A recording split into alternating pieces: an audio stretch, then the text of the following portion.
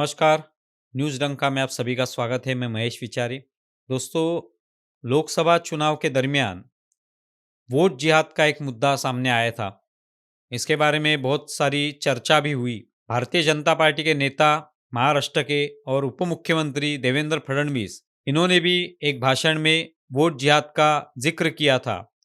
तभी उनकी आलोचना हुई कि वोट जिहाद नाम की कोई चीज़ अस्तित्व में नहीं है। इस तरह की कोई बात ही नहीं होती। इस तरह से कोई वोट करता ही नहीं है। इस तरह की बातें हुई थी। लेकिन ये जो वोट जिहाद नाम का शब्द है, ये शब्द हो या ये पूरी जो प्रक्रिया है, इसका जिक्र जो है वो कोई भारतीय जनता पार्टी ने नहीं किया था। इससे पहले सलमान खुर्शीद की जो भांजी है, जो कि समाजवादी पार्टी में है, उन्होंने ये जिक्र किया था कि अगर मोदी सरकार को कुर्सी से नीचे खींचना है, उनको सत्ता से अगर हटाना है, तो वोट जिहाद करना होगा।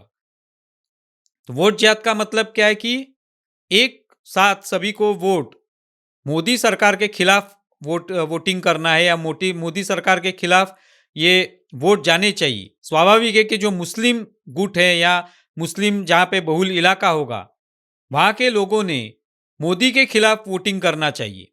इसे ही कहते हैं वोट जिहाद। तो इसकी मांग हर जगह पर हो रही थी।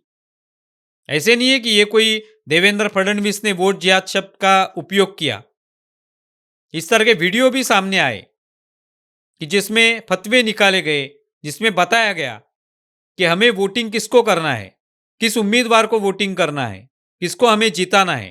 पुणे में भी जमीयत उलेमाए हिंद, इस संगठन के कुछ लोगों ने वहां पे सामने जो लोग थे उनको यही बताया कि जो इंडिया अलायंस के उम्मीदवार है पुणे में, जैसे कि सुप्रिया सुळे हो, अमोल कोल्हे हो, धंगेकर हो, इनको हमें वोटिंग करना है। ये बताया गया इस तरह से कि इनकी हिमायत हमें करनी है, उनको सपोर्ट करना है। तो इस तरह से बताने के बाद स्वाभाविक है कि उनको एक साथ सभी लोगों ने वोटिंग किया होगा। जहां जहां भी मुस्लिम बहुल इलाका होगा, वहां पे वो किया गया। इस तरह का पूरा स्टैटिस्टिक्स किरीट सोमैया ने भी सामने रखा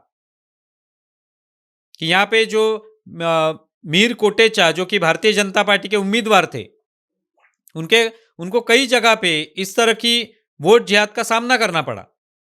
मानकुर्द में तो उनको एक बूथ पर एक भी वोट नहीं मिला।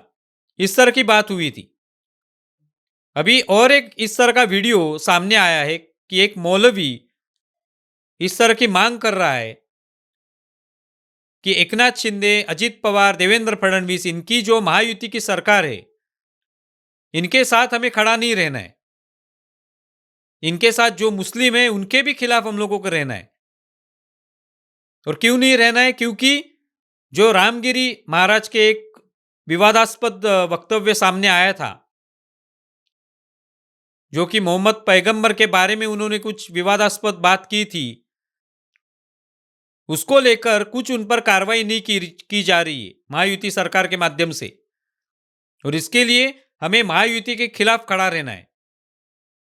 जो भी मुस्लिम उनके साथ है महायुति के साथ, वो भी मोहम्मद पैगंबर के खिलाफ है, वो भी नबी के खिलाफ है।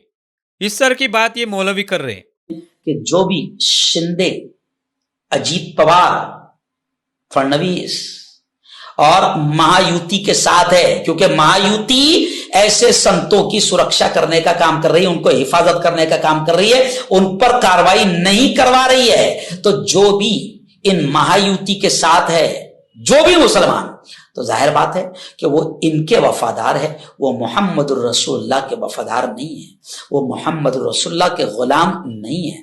क्योंकि शिंदे सरकार और महायुति नबी के गुस्ताखों के साथ खड़ी है। अगर आप भी नबी के गुस्ताखों में शामिल होना चाहते हैं तो शिंदे, अजीत पवार और महायुति और फडणवीस के साथ हो जाइए और मोहम्मद की गुलामी और मोहम्मद की वफादारी से निकल जाइए। हम आपका भी विरोध करते हैं, ऐसे मुसलमानों का भी विरोध करते हैं जो शिंदे सरकार के साथ में इस वक्त खड़े हैं। तो स्वाभाविक है कि इनके सुनने वाले भी बहुत लोग होते हैं कि जो चाहते हैं कि ये बताएं, उसी तरह से हम लोग वोटिंग करेंगे।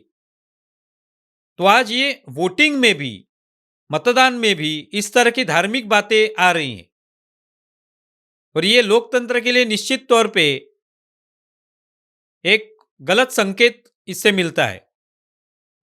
लोकतंत्र में जो मतदान होता है वो गुप्त तरीके से होता है, कोई किसी को बताता नहीं है, कोई किसी पर दबाव नहीं डाल सकता कि तुम्हें इस पार्टी को वोट देना है, इस उम्मीदवार को वोट देना है।